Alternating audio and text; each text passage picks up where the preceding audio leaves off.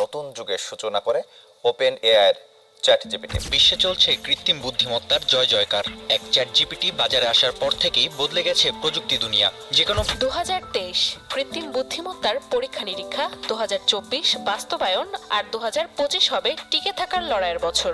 Artificial intelligence বা AI নিয়ে আলোচনা চলে আসছিল বেশ অনেকদিন পূর্ব থেকেই। বিষয়টি অনেকদিন যাবৎ বহু মানুষের কল্পনার জগতের বিশাল এক জায়গা দখল করে রেখেছিল। 30 মে 2022 তারিখে ওপেন এআই তাদের প্রথম এআই মডেল চ্যাট জিপিটিকে লঞ্চ করলো। মানুষের সব কল্পনা জল্পনার অবসান ঘটিয়ে আর্টিফিশিয়াল ইন্টেলিজেন্স বা এআই বাস্তবে রূপ নিল। এই আর্টিফিশিয়াল ইন্টেলিজেন্স বা এআইটির কাজ করার ধরন, এর ক্ষমতা, বুদ্ধিবৃত্ত আচরণ তাক লাগিয়ে দিল পুরো বিশ্বকে। এআই তার যাত্রার শুরু থেকে কিছু ধারণাকে নিজের সাথে বয়ে নিয়ে আসতে থাকলো। এআই আসার কারণে ইতিমধ্যে চাকরি হারানোর শঙ্কায় রয়েছে অনেকে। প্রথাগত চাকরি কৃত্রিম বুদ্ধিমত্তা বা আর্টিফিশিয়াল ইন্টেলিজেন্স নিয়ে এখন পুরো বিশ্ব মানুষ নিজের চাকরি হারানোর ভয় পেতে লাগলো। এর পরবর্তী বছরগুলোতে এআই এর বিভিন্ন মডেল আমাদের সামনে ভিন্ন যোগ্যতা এবং দক্ষতা নিয়ে হাজির হতে লাগলো।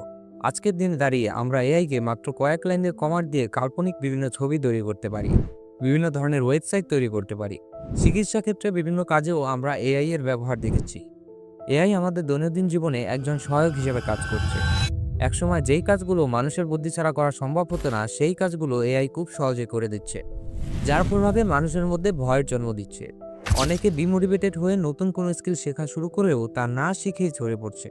এর পেছনে অন্যতম কারণ হচ্ছে বিভিন্ন নিউজ মিডিয়া এবং সোশ্যাল মিডিয়া ইনফ্লুয়েন্সারদের করা বিভিন্ন মন্তব্য। যেমন এআই এর ব্যবহারের ফলে ভবিষ্যতে মানুষ চাকরি হারা হবে।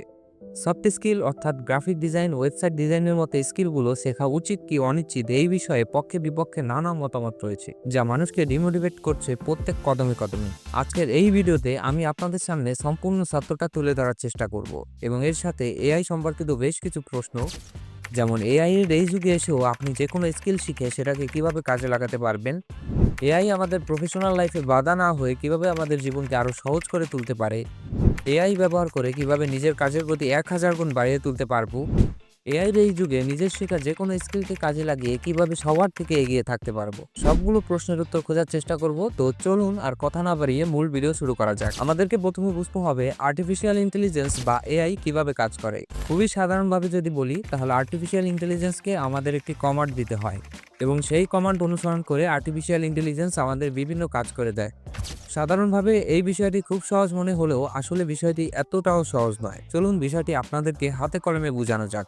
আপনাদের মধ্যে অনেকেই হয়তো লিওনার্দো এআই সম্পর্কে শুনেছেন, কেউ কেউ হয়তো ব্যবহারও করেছেন। চলুন আমরা লিওনার্দো এআই ব্যবহার করে একটি ছবি জেনারেট করার জন্য চেষ্টা করি। আমরা গুগল থেকে লিওনার্দো এআই সার্চ করে নেব। লিওনার্দো এআই ওয়েবসাইটে প্রবেশ করার পর আমাদের সামনে গেট স্টার্টেড অপশন থাকবে, আমরা এখানে ক্লিক করে দেব। ক্লিক করে দেওয়ার পর লিওনার্দো এআইটা ওপেন হবে। আর আপনারা ওয়েবসাইটে প্রবেশ করে অবশ্যই আপনাদের জিমেল দিয়ে সাইন ইন করে নেবেন।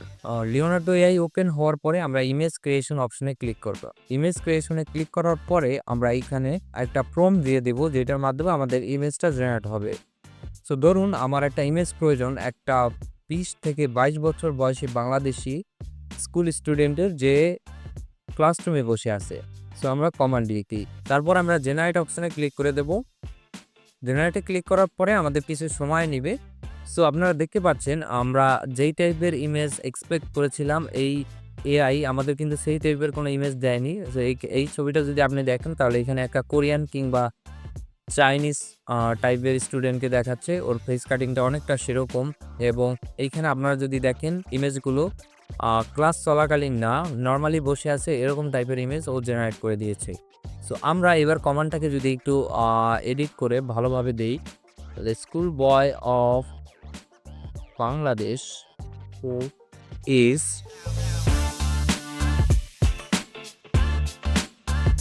এরপরে আমরা জেনারেটে ক্লিক করব।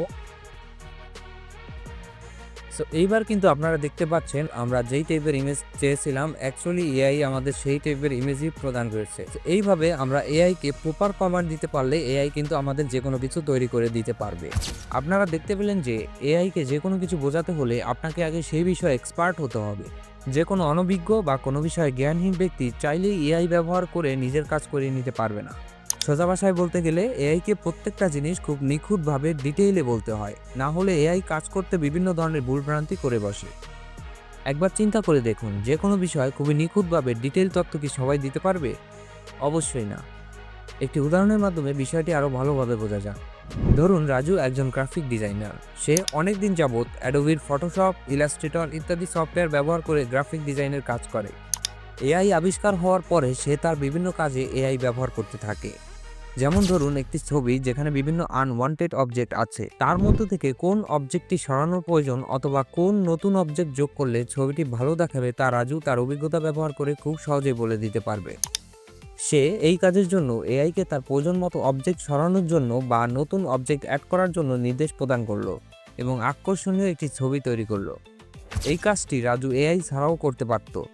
সেই ক্ষেত্রে তার অনেক সময়ের প্রয়োজন হতো, কিন্তু এআই ব্যবহার করে সে এই কাজটি খুব সহজেই মাত্র কয়েক মিনিটে করে ফেলতে পারছে। সুতরাং আমরা বুঝতে পারলাম যে এআই আমাদের চাকরি কিংবা ডিজিটাল স্কিল শেখার ক্ষেত্রে বাধা নয়, বরং সহায়ক ভূমিকা পালন করছে। আজকের ভিডিও এই পর্যন্তই। ভিডিওটি ভালো লেগে থাকলে লাইক করুন, কমেন্ট করুন। আপনি যদি গ্রাফিক ডিজাইন শিখে থাকেন তাহলে ডিজাইন আইডিয়া জেনারেট করার গুরুত্বপূর্ণ টিপস সম্পর্কে জানতে স্ক্রিনে দেওয়া ভিডিওটিতে ক্লিক করে ভিডিওটি দেখতে পারেন।